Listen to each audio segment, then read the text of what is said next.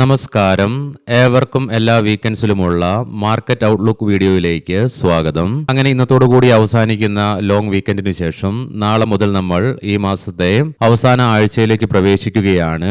ഏവർക്കും happy republic day.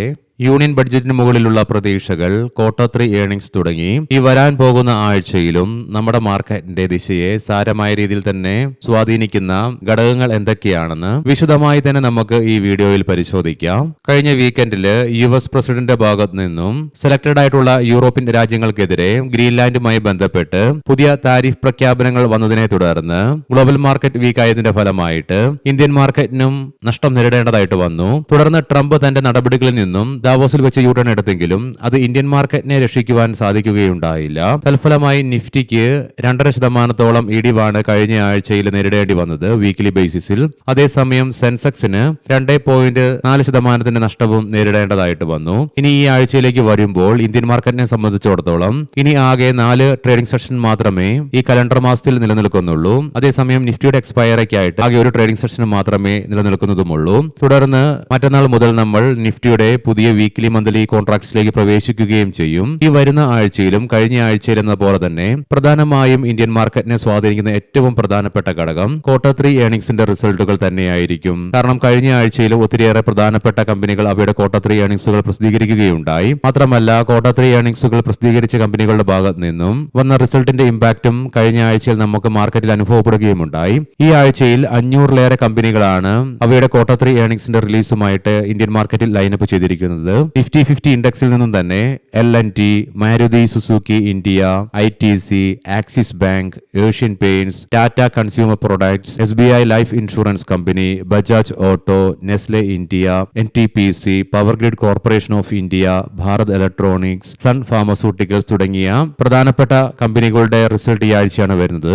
കൂടാതെ മറ്റ് പ്രധാനപ്പെട്ട കമ്പനികളായ Tata Motors, Canara Bank, Bank of Baroda തുടങ്ങി ഒത്തിരിയേറെ മറ്റ് പ്രധാനപ്പെട്ട കമ്പനികളും അവയുടെ ക്വാർട്ടർ 3 ഏർണിംഗ്സുമായിട്ട് റിലീസിനായിട്ട് ലൈനപ്പ് ചെയ്തതുകൊണ്ട് തന്നെ ക്വാർട്ടർ 3 ഏർണിംഗ്സിന്റെ റിസൾട്ട് തന്നെയായിരിക്കും നമ്മുടെ മാർക്കറ്റിന്റെ ഗതിവിധികളെ സാരമായ രീതിയിൽ തന്നെ ഈ ആഴ്ചയിലും സ്വാധീനിക്കുക.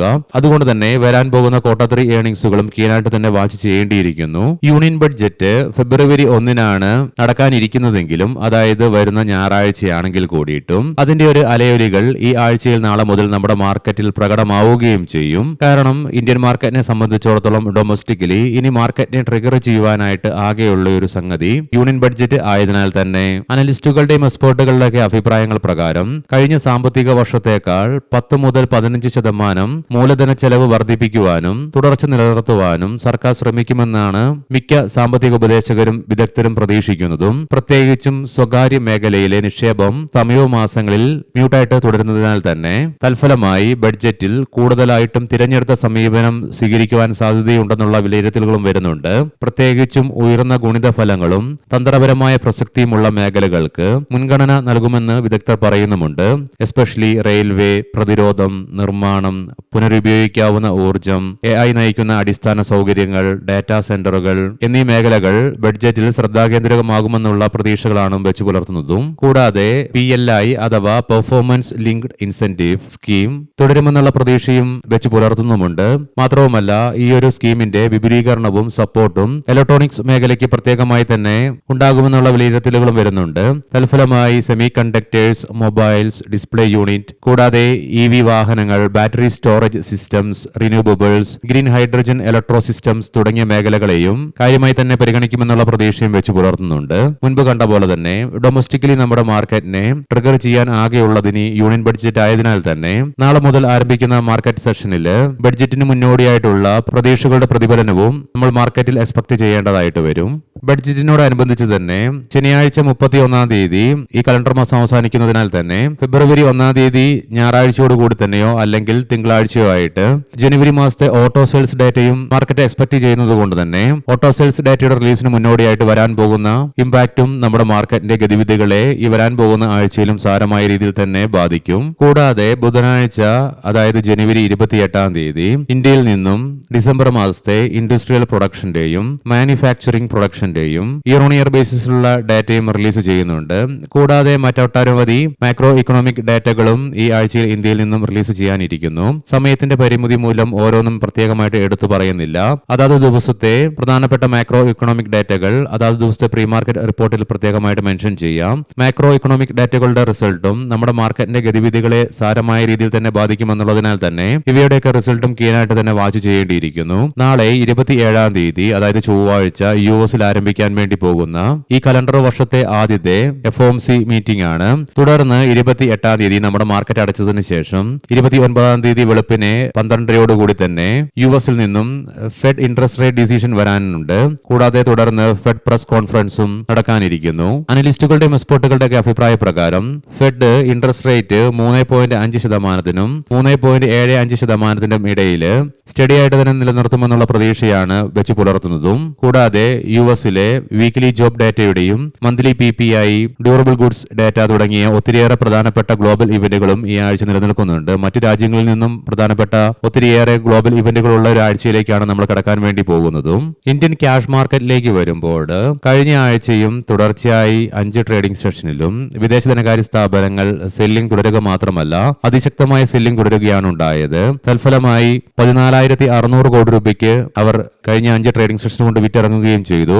മാത്രമല്ല ഈ മാസത്തിലാകെ 2-ാം തീയതി ഒഴിച്ച് ബാക്കി എല്ലാ ട്രേഡിംഗ് സെഷനിലും അവർ സെല്ലേഴ്സ് ആയിട്ടും തുടർന്നതിന്റെ ഫലമായിട്ട് നിലവിൽ വിദേശ ധനകാര്യ സ്ഥാപനങ്ങൾ ഇന്ത്യൻ ക്യാഷ് മാർക്കറ്റിൽ നിന്നും വെള്ളിയാഴ്ചയോടുകൂടി 40,704.39 കോടി രൂപയ്ക്ക് സെല്ലിംഗ് ആണ് നടത്തുകയുണ്ടായതും. സോ അതുകൊണ്ട് തന്നെ ഈ വരാൻ പോകുന്ന ആഴ്ചയിലും 4 ട്രേഡിംഗ് സെഷൻ ഇനി നമുക്ക് ഈ കലണ്ടർ മാസത്തിൽ ബാക്കി നിൽക്കുമ്പോൾ അവർ സെല്ലിംഗ് തുടരുകയോ അല്ലെങ്കിൽ നാളെ നിഫ്റ്റിയുടെ മന്ത്ലി എക്സ്പയറി അവസാനിക്കുന്നതോടുകൂടി ഫെബ്രുവരി സീരീസിലേക്ക് അവർ ബയേഴ്സ് ആയിട്ട് മാറുമോ ഇല്ലയോ എന്നൊക്കെ നോക്കി കാണേണ്ടതായിട്ടുമുണ്ട്. വീണ്ടും അവർ അവരുടെ സെല്ലിംഗ് രൂക്ഷമാക്കുകയാണെങ്കിൽ അത് നമ്മുടെ മാർക്കറ്റിനെ വീണ്ടും ദുർബലപ്പെടുത്താൻ പ്രധാന കാരണമായി തന്നെ മാറിയേക്കാം. എന്നാൽ അതേസമയം ആഭ്യന്തര ധനകാര്യ സ്ഥാപനങ്ങൾ കഴിഞ്ഞ ആഴ്ചയിലും 5 ട്രേഡിംഗ് സെഷനിലും അതിശക്തമായ ബൈയിങ് ആണ് അവരുടെ ഭാഗത്ത് നിന്നുണ്ടായത്. കഴിഞ്ഞ ആഴ്ചയിൽ 5 ട്രേഡിംഗ് സെഷൻ കൊണ്ട് 20,700 കോടി രൂപയുടെ ബൈയിങ് ആഭ്യന്തര ധനകാര്യ സ്ഥാപനങ്ങളുടെ ഭാഗത്ത് നിന്ന് വരികയുണ്ടായി. തൽഫലമായി നിലവിൽ 54,800 കോടി രൂപയ്ക്കാണ് കഴിഞ്ഞ വെള്ളിയാഴ്ച വരെ ഈ മാസം മാത്രം അവരുടെ ഭാഗത്ത് നിന്ന് ബൈയിങ്ങും വരികയുണ്ടായത്.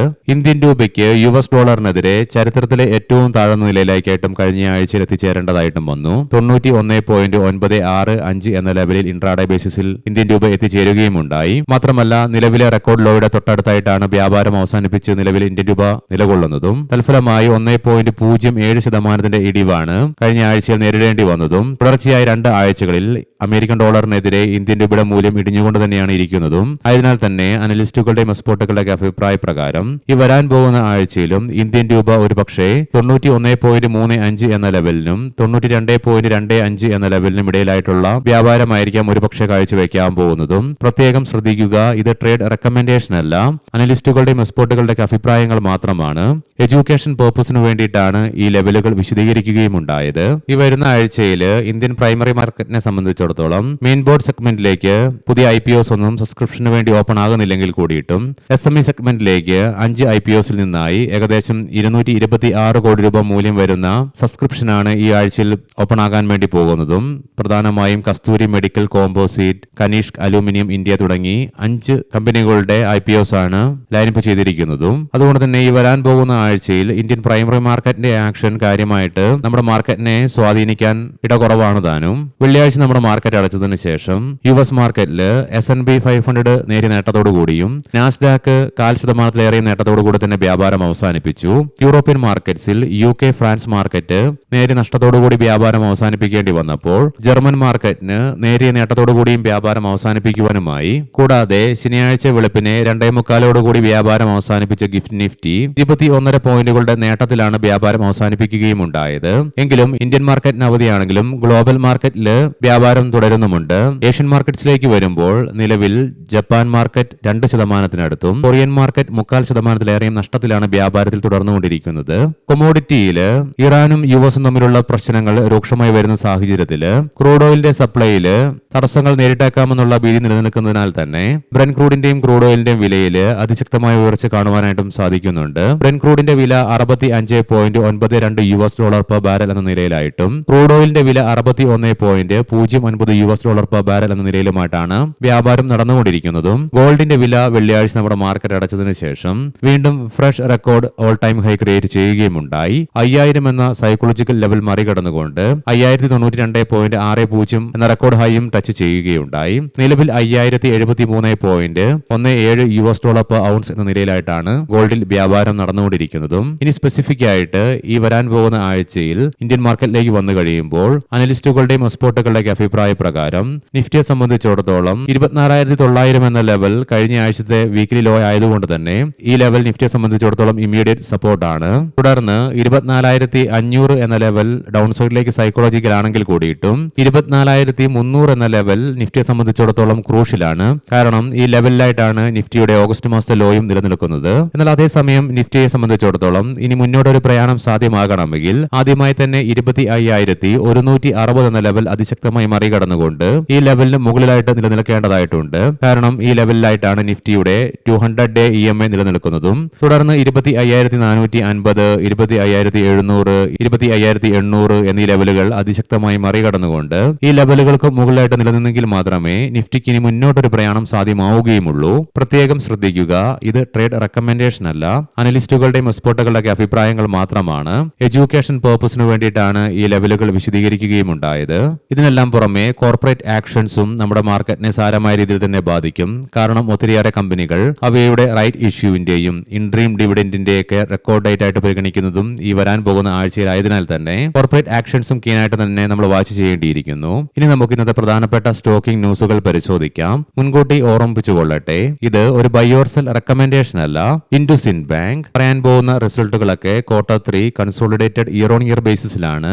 നെറ്റ് പ്രോഫിറ്റിൽ 88% ഇടിവ് രേഖപ്പെടുത്തിയപ്പോൾ നെറ്റ് ഇൻട്രസ്റ്റ് ഇൻകത്തിലും 13% ഇടിവ് രേഖപ്പെടുത്തുകയുണ്ടായി.